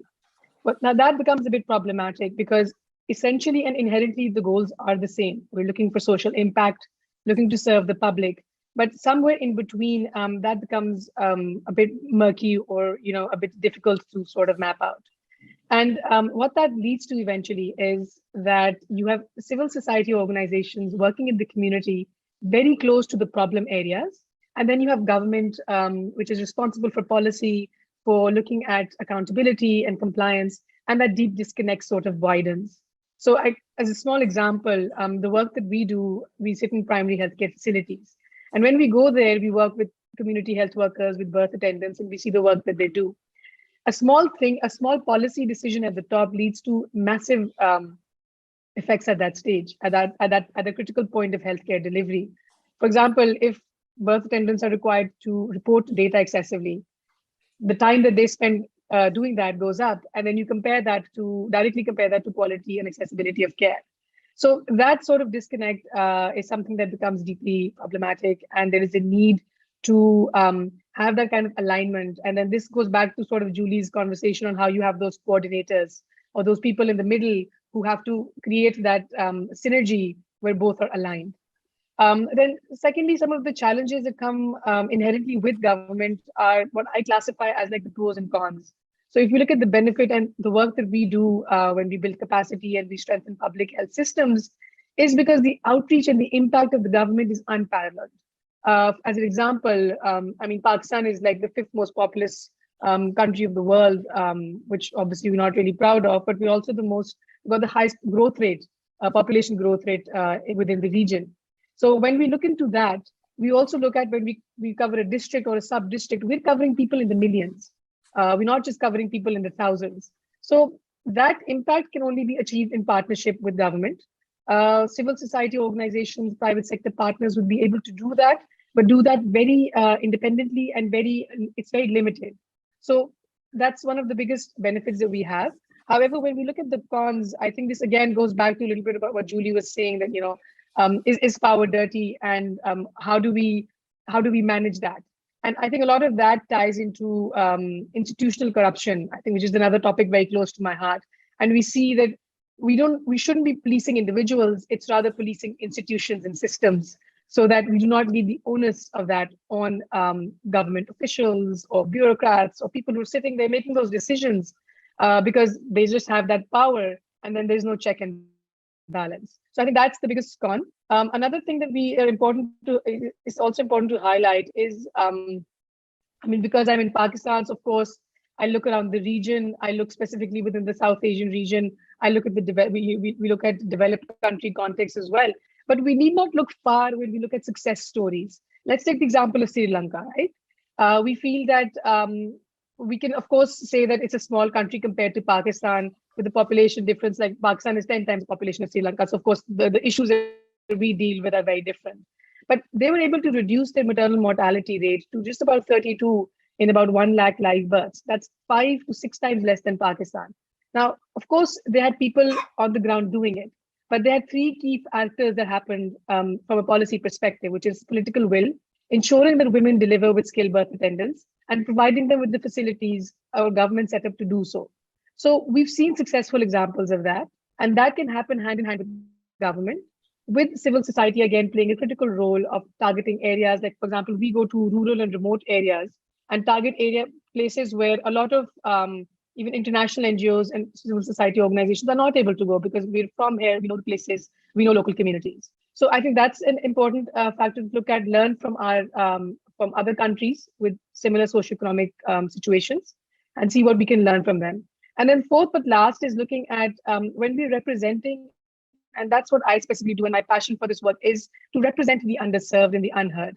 And when we do that, what's interesting is that we look at agency given to women, agency given to pregnant women. We teach them on their reproductive rights, or we counsel skilled birth attendants on how you are supposed to provide facilities in these remote areas. So again, it comes to the power play that Julie mentioned. Is it important for you to ensure that these women are able to execute their power? Probably not, but it is still equally important to educate them. And this comes to the point that she highlighted of that, the example that she gave of the lady in Tanzania, that when you have certain skills in the community that are really sought after, then you become extremely, extremely important or sort of powerful because the community relies on you. So these are some of the elements that we really work with in the community to give power, agency and authority to community level actors, cultivate them with other community leaders who we need to synergize with, because you have faith-based champions, you have other community heads who are equally important in these community settings, and then to be able to present, then to be able to address this problem, because it's not something that can be done one dimension, it's multifaceted. So I think these are some of the issues that I've dealt with through our work. These are some of the issues that we address and work with on almost a daily basis. But I think with the challenges given with government, we do have a long way to go. A lot's been achieved, but I think these are some of the factors that we do need to look at if we are to increase the efficiency, outreach and impact of our work as civil societies. Thank you. Brilliant. Thank you, Maureen. Incredibly rich set of reflections there, all very salient. I think the point about goal misalignment is between civil society and government is salient probably to everyone here. The fact that you need government because they have reach, so we have to kind of overcome that. institutional corruption is something we may come back to. And I think this point about the agency of the people that we're trying to help and unlocking that is critical and too often ignored, to be honest, in our discussion. So I hope we can come back to that as well. Before we do, I want to turn to our next panelist, Vera. Vera, you have studied corruption a lot, so we may get the opportunity to hear from you later about that work. But before we get into that, I want you to share the story of the first social impact bond in Sao Paulo. Many of you in the audience will be familiar with social impact bonds, social outcomes contracts. This is a new way of contracting. Well, it's not so new anymore, but it's still quite an unusual way of contracting civil society actors to improve social outcomes by involving a particular type of contract that pays for outcomes rather than paying up front, and uses social investment for the working capital to do the work. And Vera, the project you're going to talk to us about never got off the ground, and I think it's a really interesting story about power, which is why I think it's really interesting to this discussion and will be interesting to those in the audience who are familiar with these mechanisms. So if you could tell us a little bit about that, we would love to hear about it. Yeah, thank you, Nigel. It's a great pleasure. I'm delighted to be here with this incredible audience and being back to the Blavatnik School of Government. Well, yes, but first, before I give you my example, I am a professor of administrative law at FGV, Fundação Getúlio Vargas in São Paulo. And before I give my example in the social impact bond field, I will start with a quote from Julie and Tiziana's book in chapter 2. And Julie already mentioned this lady named Vera, the same name as I have, Vera Cordeiro, and she is a medical doctor at a public hospital in Rio de Janeiro. And this lady, her experience, after all, she said, well, we have to pay attention because power is a trap. And it's a trap because it's very easy to fall in he or she own thing. It's very common to leaders to want more and more power to advance their own fame and interests. And they tend to be self-centered. And when I read that, I remember this experience I had when I was practicing and then working as a consultant to public-private projects in the São Paulo state. And a couple of years ago, the state of São Paulo tried to launch its first social impact bond in the educational field. It was a task force between IDB, IFC, and Social Finance UK. You probably know, as Nigel mentioned, the social impact bond, and it's very fascinating, but it's so hard to implement. It took like 2 years to develop this pilot, and the social impact bond in this case was designed to decrease dropout rates and to improve educational performance for public high school students. The preparation for the documents took 1.5 years, and all the documents were ready for public bid. What happened? The pilot was canceled due to the end of the term of the government at the time, and the teachers' union, they were against the project. Maybe to the elections period, teachers were bargaining best salaries, and there were no space to discuss a different approach or a different methodology to have better results at the public schools. And in short, what are the lessons I learned from São Paulo's education social impact bond? And I will link it with Julie's book that was so insightful. One, I would say, governments fail when they have lack of systematic approach to identify and implement improvements in public services that are based on solid impact assessment. Second, civil servants fear new arrangements. And this was the first time we were developing this kind of outcome-based contract in Brazil. And they were afraid they are not pushed to innovative decisions. In general, I would say civil servants are risk aversion, and they fear being sanctioned by control bodies, specifically of the public audit courts, at least in my case, in the Brazilian case. I would say, in other words, that the anti-corruption agenda crimps innovation. Third, political time is different from time needed to mature the project in terms of bankability and impact assessment. Also, there is high risks and high costs to design and the partnership, of course, as qualified consultants are expensive and the development of the project involves a lot of time. Fourth, and this is very important, the pilot happened to design the delivery of services that were already, at, I would say, some part, already provided by not-for-profit organizations, raising the questions of public spending. Why should the government spend public money in a service that somehow is provided by nonprofit organizations? Fifth, the important role of a pilot. Without a pilot, we have a lack of evidence to stimulate senior government officials to go after this type of arrangement instead of common service donations. And finally, but not least, of course, in order to increase a pipeline of projects and strengthen its chances of success, it is required to create a neutral forum for strategic discussions over the role of impact assessment of public policy and new public-private arrangements, which means depersonalize the sponsor of the project, provide networking opportunities to collaborate and help co-create outcome-based contracts, bring not only the union to the table, but evolve the whole school community, teachers, students, and parents, of course. After all, they all want better education system, despite their political choices. That reminds me the APA case that is in Julie's book.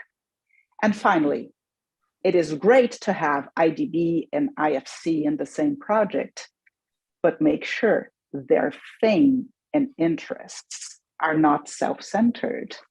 Sometimes it is all about fame and spotlights. Thank you, Nigel. Yeah, thanks, Vera. Very good.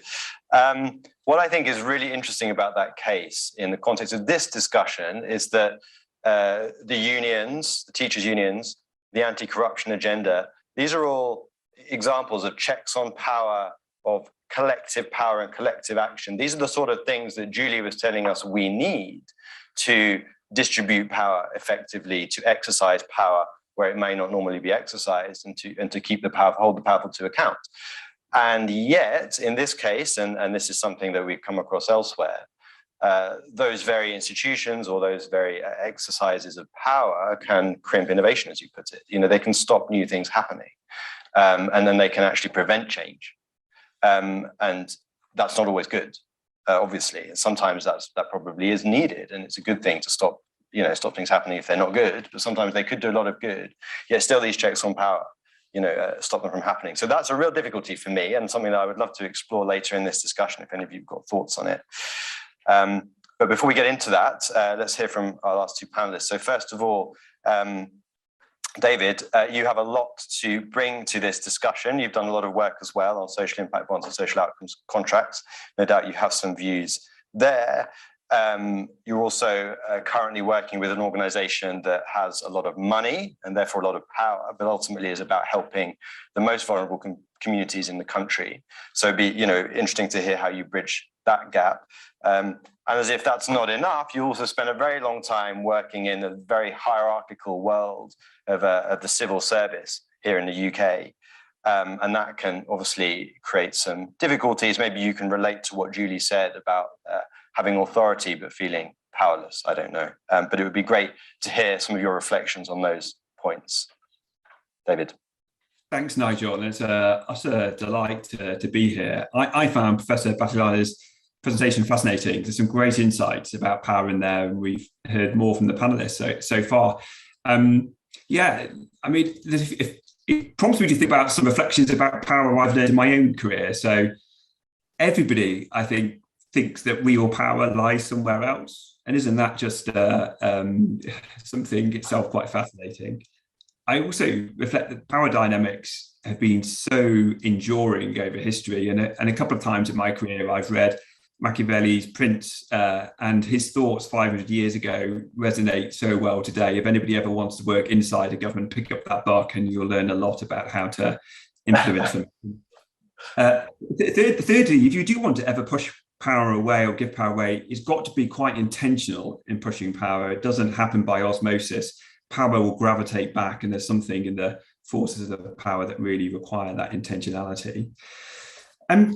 I mean, perhaps I'll start just thinking about the relationship with government here, and I think there's perhaps two worldviews or types of government, and looking at how they interact and how we can influence from one perspective to another is quite important, that I found in my career. So there's a sort of type one view about government, which is almost thinking about government as a system owner or leader. It has quite an emphasis on the state playing a quite central role, quite hierarchical, thinks about sectors, draws on delivery. You see these strands in new public management, emphasis on targets, accountability, quite a bit of focus on the sort of impacts and activity that are driving public services. And there are some positives in that, right? There are some positives in that worldview that have enabled us to drive some scale economies in public services in the state. There's some benefits in terms of the consistency. Behind this is it's sort of a political transaction that's always going on between politicians and voters. And it is perhaps sort of simpler in that worldview to understand what transaction is going on there. But certainly, that's also where less change happens, or happens more slowly, because it puts a bigger emphasis on those levers around regulation, tax, and legislation. There's a sort of type 2 world thinking about government, which I think would emphasize government much more as a platform, thinking about plurality of different models, approaches, perhaps drawing more on private sector, civil society, having a greater focus on outcomes, perhaps being a bit more bottom-up and community-led. And that also has advantages but disadvantages, right? So it can sometimes be messy and complicated, and some of those transactions that are happening behind that around the tax and political accountability are not always as straightforward. And I guess I'm kind of imagining many people here in the conference, given it's a conference about social outcomes, are very drawn to the type 2 world of government as a platform and as a system. And I spent much of my career inside government or outside government, sort of straddling the two. And I would observe there's a lot of friction sometimes that play out into debates around power and accountability, devolution inside those. And sometimes there's a danger that we're talking across. So I was really struck by Vera's reflections there. And I just sort of add a few sort of, from my perspective too. So if you're of a view of government as a platform, that type 2, how do you influence and make change happen? Some of that is about, first, the sort of way in which you translate usage to put it back into some of the, for example, economic framework that might influence a type 1 worldview. Some of that is secondly about, bringing that suite of evidence influencing, using theory, case study, human story, numbers, the history. I think thirdly, it's really important to think about the individuals as well as the institutions. So actually, what are ministers or other people incentivized by, what their operating frameworks, their own mindsets that will influence change. I think there's something, fourthly, about the time dimension and about playing a long game. You talked about civil society here. One of the most important changes in UK civil society policy were some changes in the 1990s that happened with some tax and philanthropic changes. They've seen a 7-fold growth in philanthropic income for the voluntary sector here in the UK, and some of those started small but built up over time. And fifthly, I was really struck by the point that I think has come up a few times about sort of networks and movements and the way in which campaigns in different ways into debates here in the UK, things like loneliness have been a different way into some long-term conversations around public health and well-being. And then lastly, I think Professor Bertagliani used the word orchestration. I think having really conscious, concrete orchestration of programs, models for social innovation is so important. And I think a lot of the reflections from the Government Outcomes Lab social impact bonds have been really important there about bringing a model, a form of innovation that people can recognize in both of those worldviews and see the practical, concrete change. And again, something happy to pick up if it's of interest to others, but social impact bonds, I think, are actually a really encouraging sign about how you drive innovation and change, starting with the appetite for a greater focus on outcomes, greater use of plurality in service models. Yeah, brilliant. Thank you, David. Yeah, I think a very eloquent explanation there of, as you put it at the end there, two very different worldviews. And if you want to collaborate and work cross-sectorally, you have to cater to both. You have to find a way to do that, and we need better tools and models for that, which is a lot of what we're going to be discussing over the next 2 days. Let me turn to the room now. Pepper, you have spent your academic career thinking about power, and particularly how business and democratic government intersect. So maybe give us a bit of a reality check, because this is we are in the real world. Ultimately, we would love power to work differently, but power works in a particular entrenched way, as we've heard. So it would be great to sort of hear your reflections on that, but also what can governments do to themselves to try and perhaps put in place frameworks or a platform, as David puts it, to allow power to be more democratically distributed. All right, thanks, Nigel. So if you're looking for a reality check, this book is really good, right? So it's wonderful in that it's embedded in scholarly literature and research, but it's taking it down to the how-to level of, it's not yet another discourse on power and how things are stuck, and I will get to that in a second, but on how actually you can take the resources, you can take the alternatives open to you and the others, which Julie didn't emphasize so much in her talk, but what she emphasizes, she and her co-author very well in the book. These really are the two fundaments of power, and so they give you a sense of how you can use them, think about them, to deploy them to influence people and get things done. And so I think everyone who heard the presentation, and certainly you read the book, you leave the presentation that we just heard with a sense of possibility, right? I can break through this logjam myself because I now understand power. I understand it's not dirty. I understand it's not sitting in, Nairi, my boss. It's everywhere. It's diffused, and I can sort of take what I have to influence people and get things done. And so I think that's fantastic, and I think that's what people should take away, because I think that sort of actor-centered emphasis is an important one. But I think Nigel asked me to speak as a scholar of power and politics, and particularly someone who thinks about the role of the private sector vis-a-vis political outcomes. And the recounting I see in Julie's book is of heroes who are getting the spotlight, but there are a lot of heroes who don't ever make it into the spotlight. And I think that that's a really important statement about when power actually works and how it structurally settles. So in social science, we talk about the difference between the economist and the sociologist, right? And the economist, as many of you know, some of you being economists in the room, some of my best friends are economists, they're all about how people make choices. And sociologists instead are about how there are no choices for you to make. What you inherit from your parents and your educational world is your life view, and you have very few choices. You have very little chance to influence that. And that's kind of the structural view of the world. And I think we need to ask some hard questions from the structural view about Julia and Tiziana's very exciting agent-centered one.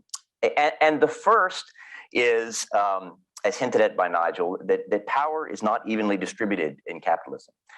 Julie asked you to believe the metaphor that, yes, power is sticky, but it's not stuck.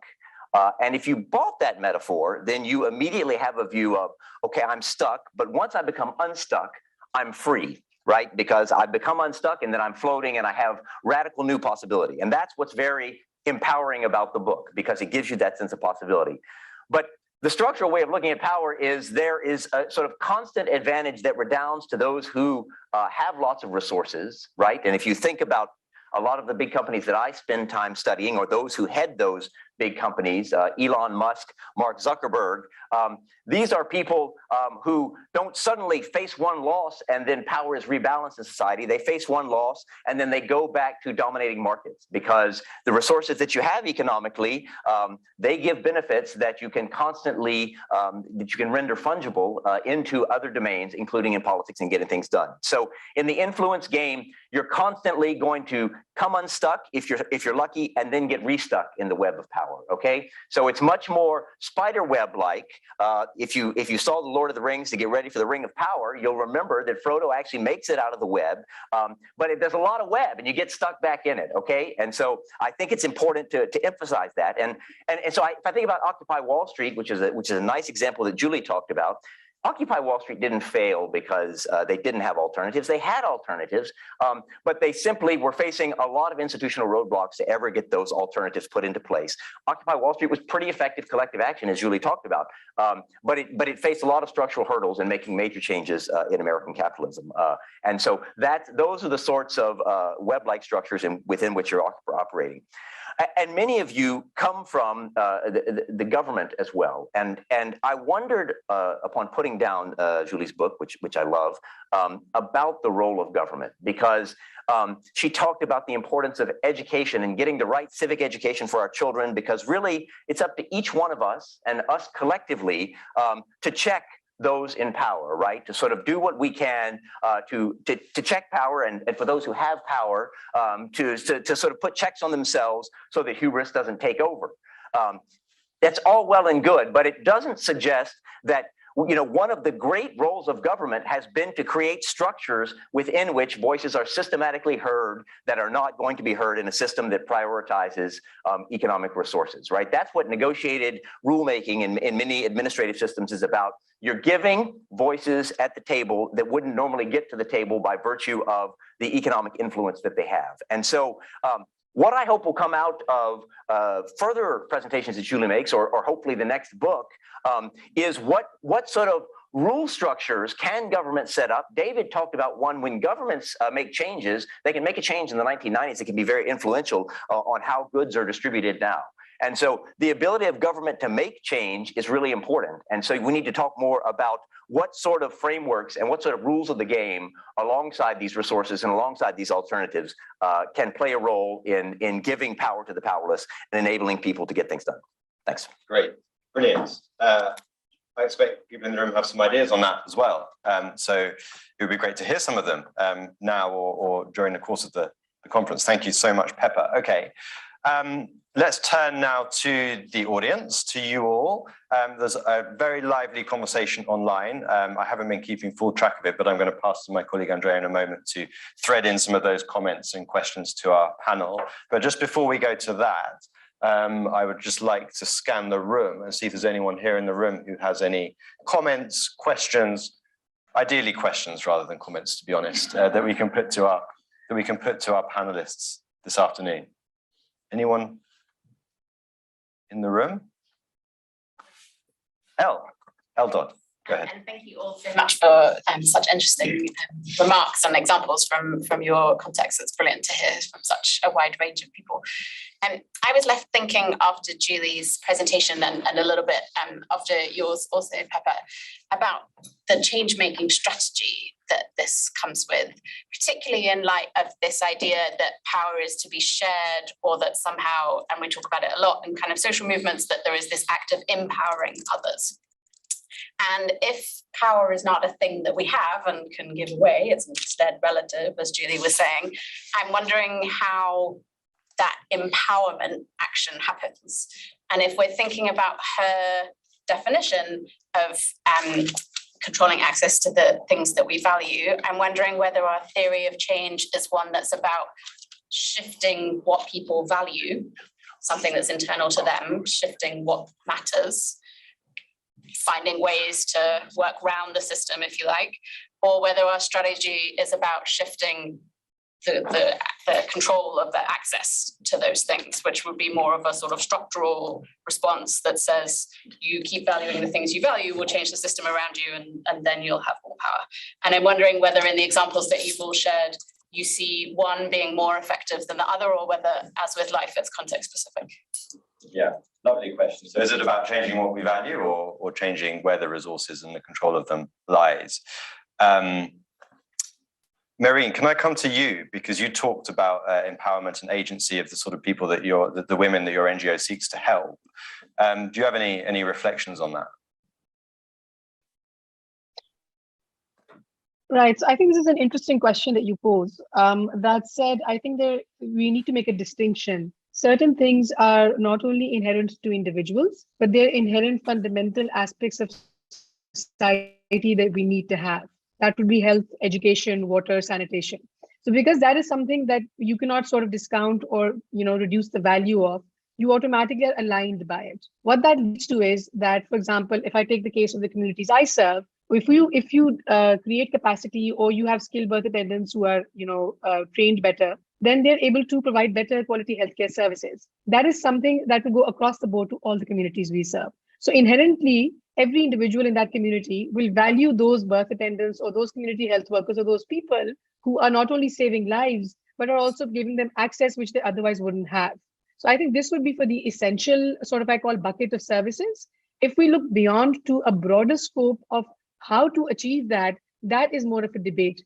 How to ensure that quality healthcare is made possible for the completely underserved, or education is not accessible for those who are not at the table.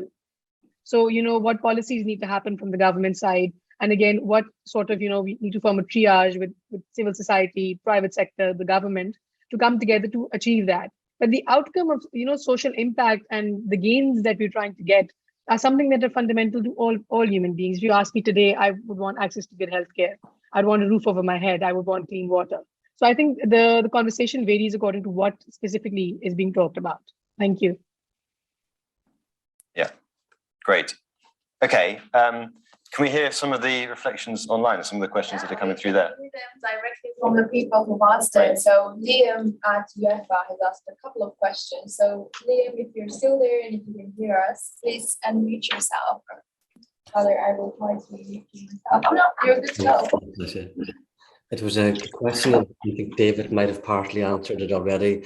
I was wondering, are there structures within government that prevents or decreases the risk of around timelines? So if a government has got a program for 3 or 4 years, or a politician is there for 2 years, and the timeline of the project go beyond that. So I think David kind of slightly answered the question around the increase in philanthropic funding due to changes in structures. But are we aware of any good government structures or policies that allow programs go beyond the timelines of government?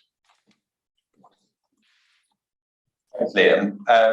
Vera, you were the one, at least first, to mention this point about political time, which I put in my notes, political impatience. So I was maybe slightly paraphrasing you there. Do you have a reflection on Liam's question? Yeah, actually, I would say that there's no recipe, but what I've learned from my experience is that you have to have in the public side, if you have a good mechanism where you have, I would say, maybe a facility for structuring outcome-based contracts, or you have a specific place where you have a kind of a stability. So even though you have the terms and the political time, it's different. You have to have space for that. But you have a facility that selects eligible projects and bring and supports structuring and have, I would say, civil servants in a good term. They will be able to bring the solution and have the response for good public policies and good public choices, I would say, in a very technical way, even though we have the problem of time. in my experience, the projects always happens in the first or second years of the terms. And if they don't, we have to have all the information well done in those facilities, in those service providers, and they will be ready for be eligible for the next term and the next governor. Because in the end, as Maureen said, we are always looking for good health and good security and good home and good schools and all of that. Yeah, okay. So it would be nice if we could slow things down, but we can't. So we need to work within the timescales that we've got, I guess. Any more questions in the room before we go to another one online? Over here. Yes, please. Thank you very much. I'm Shailen Puppet. I really enjoyed Julie's talk, and that framework is very thought-provoking. But the people in authority can also buy her book. So, although it's relative, if I'm in authority, I've got a better chance to control the relativity. I can focus on developing my access to the resources, even if I lose authority after a while. So is there really a way, can we, is Julie right? Or is it that authority ultimately does matter? Because it shapes, certainly for a significant amount of time. We're seeing this situation with Russia and Ukraine at the moment, can't we? Where authority is allowing the control of the resources. And then there's the strategic use of that over a period of time. Okay, I'm sure you've got a view on this, Pepper, but before I come to you, I wanted to take it to David, actually, because I think you've mentioned this to me before, David, as obviously a big philanthropic funder, and you're at the head of it, and you mentioned this today as well, you need to kind of consciously push power away. How do you do that in your organization, or how do you encourage the people working in your organization to do that? Thanks, Nigel. It's a fascinating discussion. Just on the last one on programs, I think we focus a lot on programs and how they can be sometimes sort of pushed out by the tyranny of the immediate and the crises. But there are actually a lot of things that also endure for a very long time. The National Health Service is a great example of something that the basic settlement after the Second World War here has endured, and there's actually a great case study of a type 1 and type 2 system, often in friction.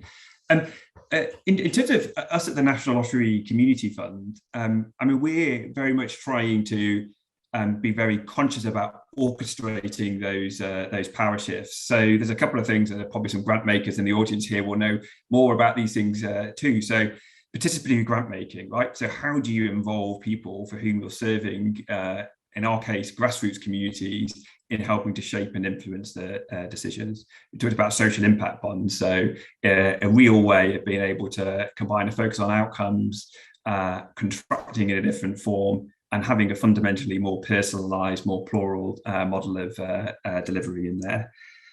Thirdly, we're looking very hard at the balance of our smaller and grassroots grants compared to our strategic ones. And our strategic ones are unsurprisingly set by committees, and actually we've looked at the impact in some of these and the way in which they catalyse social capital.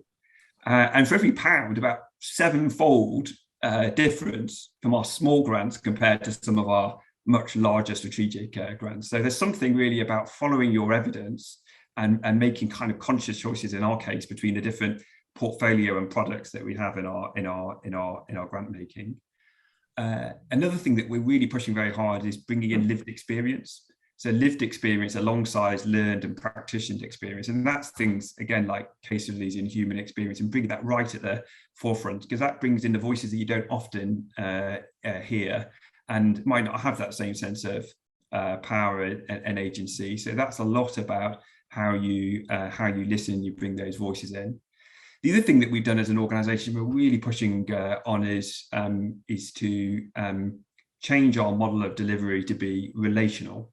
So our funding officers, our funding managers, don't sit here in London offices. They go and actually live out in their communities. Most of our staff are out there working day to day with the communities that we're serving, and that relational model is itself quite a significant power shift, because then they're at the heart of being able to listen, learn, co-produce with communities that our grant funding is ultimately there to serve. So I suppose these are all things that grant makers are starting to develop and reshape. They're sort of tools that I think collectively add up to some important power shifts. Fundamentally for us, we're only able to do our work because national lottery players in the UK every week want to come and play, maybe win a big lottery, but also to make a bit of a difference. And actually, it's that reconnection with those people playing and the communities that we're serving that we're on a conscious shift on.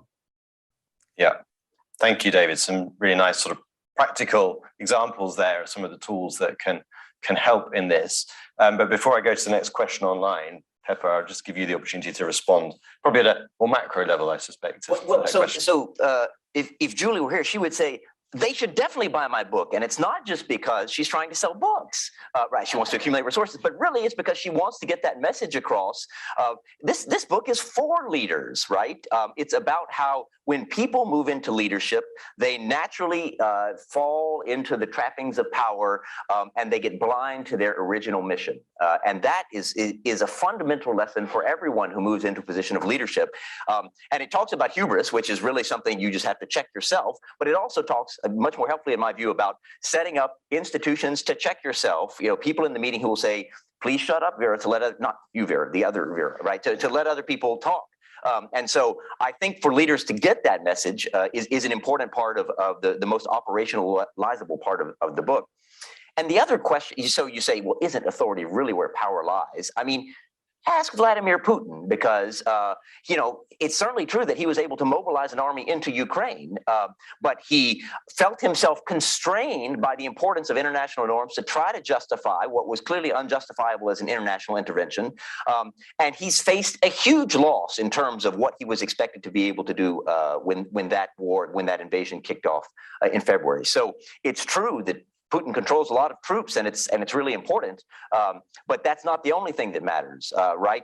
You know, winning a war about ideas and what's appropriate, it galvanizes the response, and the sort of collective action thing that Julie talks about in the book is something that you see happening among the countries that have come up to oppose him. If I can just say one word about the social change model, I think that's really important. And when you're fighting the problem of social change, you're always thinking about resources. It's like a ground game. You dig in, you gain a little ground, you lose a little ground, and you feel like you're stuck in mud or an oatmeal or whatever you want to choose as your sort of sticky thing keeping you back.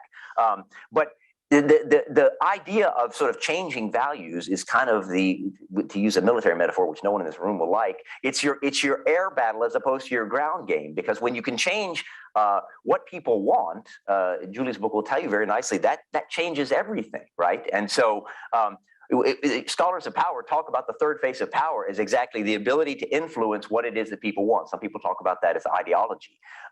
But changing what people collectively value sort of completely changes the playing board of power. And so that's always a theater in which you want to be waging conflict, even as you're focused on the more day-to-day, how do I push forward with the resources that I have? Thank you, Pepe. It's all suddenly got very pugilistic. That's fine. Great. Can we take another question from online? We have a question in the chat from Amita, whom I can see on Zoom. Amita, would you like to unmute yourself and ask your question?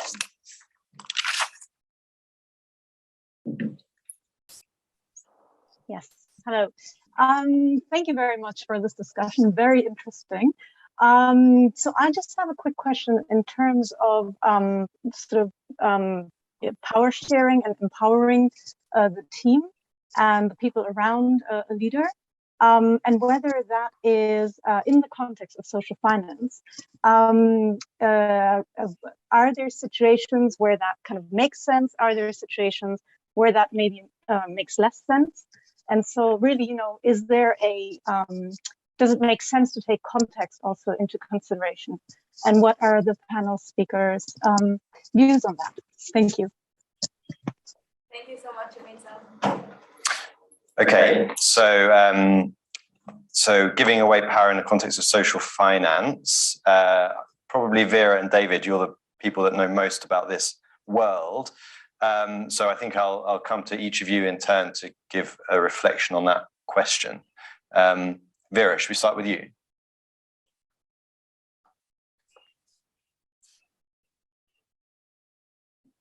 Yes, sure. Yeah, power and contest. I would say we do have to take contest in the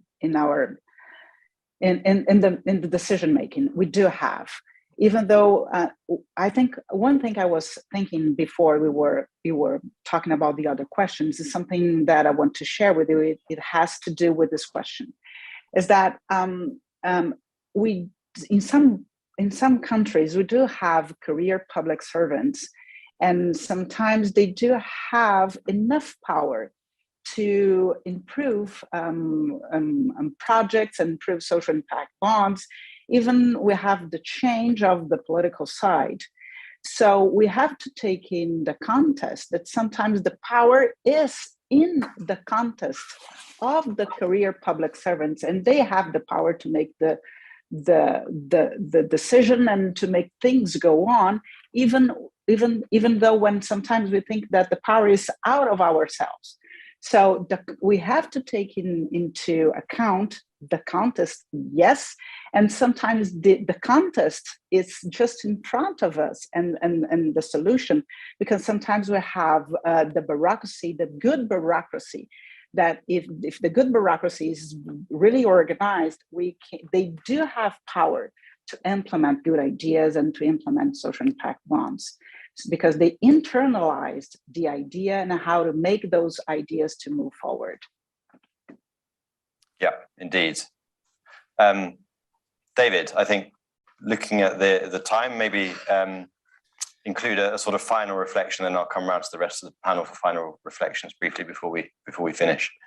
So my final reflection on this would be, some of these issues are not new, and I'm always struck by Eleanor Ostrom's work, and she looked a lot at community development issues in the 1960s and 70s and answered this question, for which she won the Nobel Prize, about shifting power through defining the rules in which you pass that power on. And I think there's something quite powerful in the social impact bonds about setting the parameters and frameworks within that enabled and empowered all people in the system to take agency and ownership for the delivery of those outcomes in a more shared way. So I would always, ever in doubt, brush up some amazing former Nobel Prize winners' work like Eleanor Ostrom's.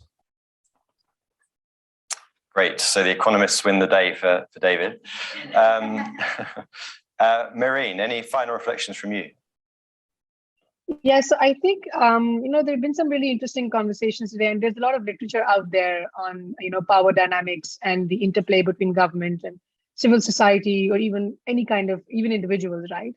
I think a couple of things that come to the fore, which are pretty applicable in diverse country contexts, are we look at accountability, we need to look at transparency, we need to look at systems that are in place which prevent people from being the decision makers that define what that power dynamic looks like. Because what that leads to eventually, and we've seen that, is these kind of mechanisms then become institutionalized or become part of an institution that as a collective starts projecting them. So you have agents who are advocating for what that looks like. And that's not how it should look like. It should be more the institution that the people are part of, rather than the other way around. And I think what that does in specifically in public service sectors is it translates deeply down to the community level. What are the norms that have been set at the top, which are then sort of amplified, the negative power structures rather are amplified. And that's something that I grapple with on a daily basis. I have many fights with government at different stages, whether it's district, community, or provincial, and kind of at odds with each other on that. Is coming back to the same thing that we cannot police and should not be policing individuals and their moral compass on what power looks like, and whether basically authority sort of corrupts you, which it does in many ways. You'll have officials saying that because we say so. So I think that just moving that shift, which I think some countries have done phenomenally well, and I mean we've got a long way to go in this part of the world.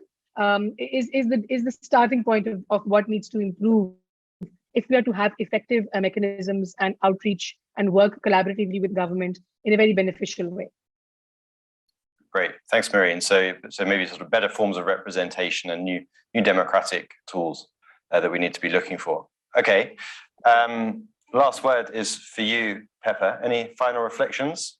Two. One is that Eleanor Ostrom is actually a political scientist who won the Nobel. She did win the Nobel Prize in economics, but it's exactly because she looked on how these sort of small self-governing groups came together and set their own rules. And it's a powerful body of work, and that's why it was recognized by the Nobel Memorial Prize.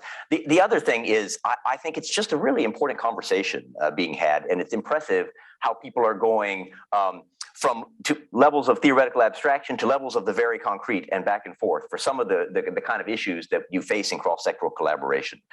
So I'm really heartened by the discussion, and I think it's exactly the sort of questions that should be asked. And I think, you know, we're grateful to Julie for giving us this book to help us think about it this way. Excellent, brilliant. Right, thank you all very much. If you could all join me in thanking our 4 panelists.